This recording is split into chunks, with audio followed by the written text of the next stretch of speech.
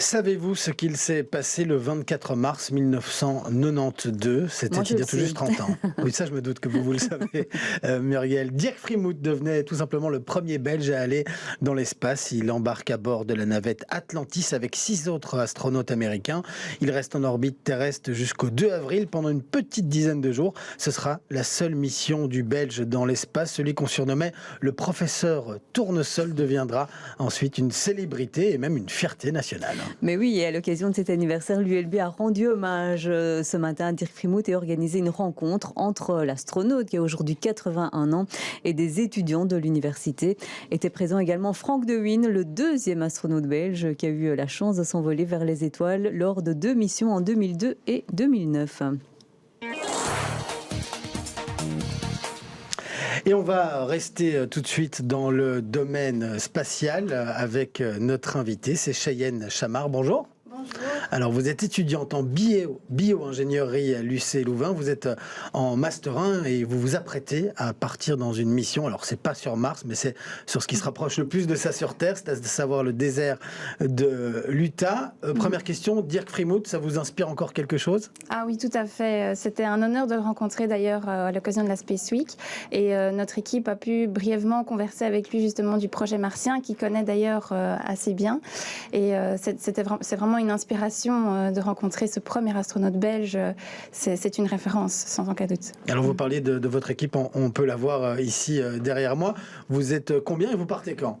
Alors nous sommes 8, avec des profils très variés. Donc moi je suis bio-ingénieure, mais on a aussi une médecin, une bachelier en biologie, on a 4 doctorants, ingénieurs civils, microbiologie, biochimie, donc des profils assez variés. Et nous partons demain à 7h30 à la gare de Bruxelles-Midi, direction Paris-Charles de Gaulle, où nous prenons l'avion jusqu'à Calgary au Canada.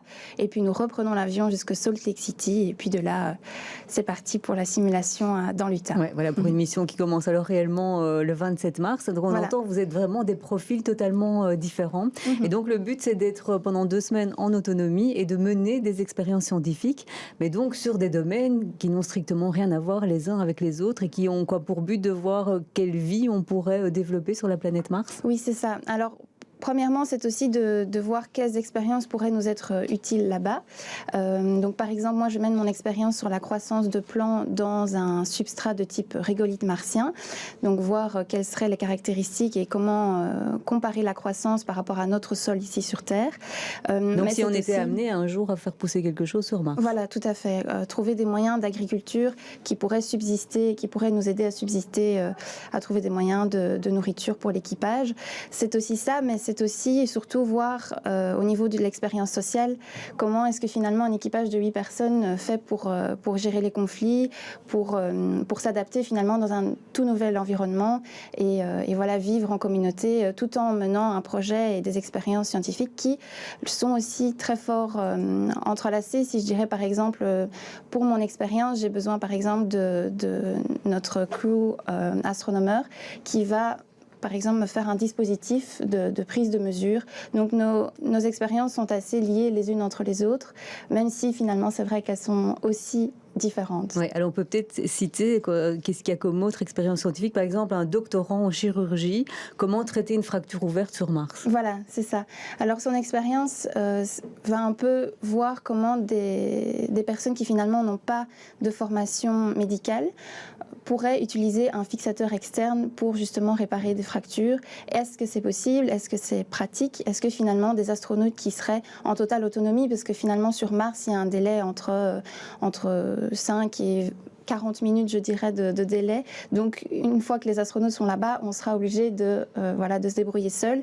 Donc, est-ce que c'est possible? Est-ce qu'on est obligé d'avoir à chaque fois un médecin dans l'équipe ou est-ce qu'on peut se débrouiller par nous-mêmes? L'élevage d'insectes aussi, il y a par exemple, pour se nourrir d'insectes là-bas, quand on est en mission sur Mars? Voilà, c'est ça. Parce que finalement aussi, cette expérience a un lien avec ce qui se passe ici sur Terre, puisque finalement, toutes les expériences qu'on mène dans l'espace et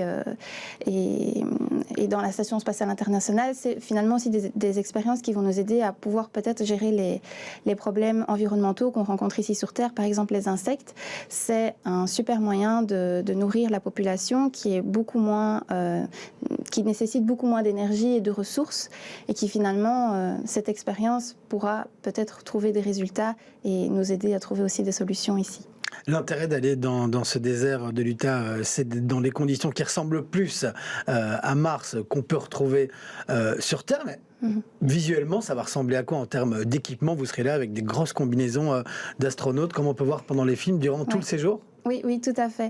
Donc nous sommes dans la station. Une fois que nous rentrons en simulation, donc le dimanche 27, nous sommes toujours obligés de demander l'autorisation au Capcom, au Ground Control, la veille, pour savoir si on pourra faire des sorties extravéhiculaires le lendemain. Donc vraiment comme si on était dans des situations dans l'espace, pour voir si la météo l'autorise, pour voir si tout est bien opérationnel pour qu'on puisse sortir, les rovers, etc.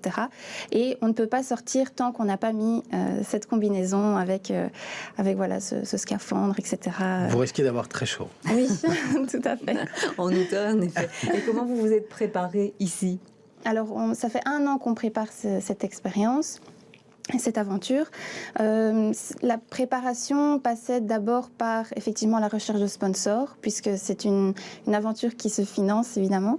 Et puis aussi, chacun de nous a dû contacter des sponsors matériels aussi. Par exemple, moi j'ai eu l'opportunité et la chance d'avoir un contact avec Apogee aux États-Unis qui va me fournir des appareils de mesure.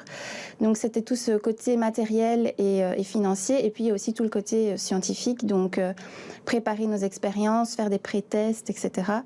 Et puis on a aussi tout le côté, finalement, connaître suffisamment la MDRS, savoir qu'est-ce qu'il faut faire, savoir les mesures de sécurité, etc. Et la MDRS alors? Oui, pardon, c'est la Mars Desert Research Station. Donc c'est la station. D'accord, c'est le nom de la station. Oui, c'est ça. Ok. Voilà. Et puis il y a aussi tout le côté conférence, et on essaye aussi de faire parler notre projet au niveau national et pourquoi pas international, mais de faire passer aussi nos messages et de faire connaître notre SBL qui finalement a besoin qu'on parle d'elle, quoi, parce que je trouve que c'est un super projet qui mérite d'être partagé. Oui, parce qu'on apprend que c'est déjà la 10e mission menée par l'UC Louvain là-bas. Il y en a eu en tout, je crois, c'est 240, j'imagine, avec des équipes du monde entier. Pour l'UC Louvain, c'est pas mal quand même, 10 missions qui ont déjà été menées là-bas. Mais vous, par exemple, comment avez-vous été sélectionné? C'est sur votre projet?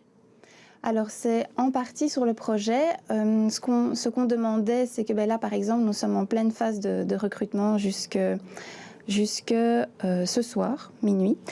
Et en fait, ce qu'on demande, c'est une lettre de motivation, le CV. Donc ça, c'est pour la prochaine mission. Voilà, pour la prochaine mission. Parce que pour partir demain, c'est peut-être un petit peu tard. Un peu tôt, j'allais me présenter. Oui, donc une lettre de motivation, CV, et alors on demande de décrire l'expérience que la personne voudrait réaliser sur place, pour voir si c'est une expérience qui est intéressante, qui rentre dans le cadre du projet et qui tient la route finalement. Voilà. Mais alors évidemment, la seule condition, c'est qu'il faut être membre de l'UC Louvain, donc vous ne pourriez pas. Dommage. Désolée. Et qu'est-ce qu'on en fait après de toutes ces expériences que vous avez menées? Donc une fois que vous êtes de retour, que se passe-t-il? Alors une fois de retour, je dirais que la finalité dépend un peu de chaque membre d'équipage. Donc par exemple, doctorante en chirurgie, Julie, prévoit de sortir un article parallèlement à ça. Ça dépend un peu de chaque membre d'équipage. Je pense que certains ont d'autres collaborations prévues en lien avec leur expérience. On a notamment une collaboration avec un chercheur qui collabore avec des experts de la NASA, de JPL, de l'Agence spatiale européenne. Donc tout ça, à mon avis, sera suivi encore sur les prochains mois. Moi, je pense continuer encore mes observations au niveau de la croissance des plantes, etc. Donc c'est très varié. Parfois, ça s'arrêtera, je pense, après la mission, mais pour la plupart, nous allons encore continuer nos observations, nos expériences par après. Alors vous n'êtes qu'en Master 1 pour le moment, vous faites partie des jeunes de l'expédition, mais est-ce qu'on pourra dire d'ici quelques années que dans notre studio on a reçu une astronaute? Ah ben je l'espère, pourquoi pas, Et c'est vraiment à ça que vous vous destinez, parce qu'au départ vous faites des études de bio-ingénieur, donc ça n'a probablement pas été dans l'idée d'aller dans l'espace. Oui, en fait, c'est vrai que ce projet a été un peu finalement n'était pas prévu.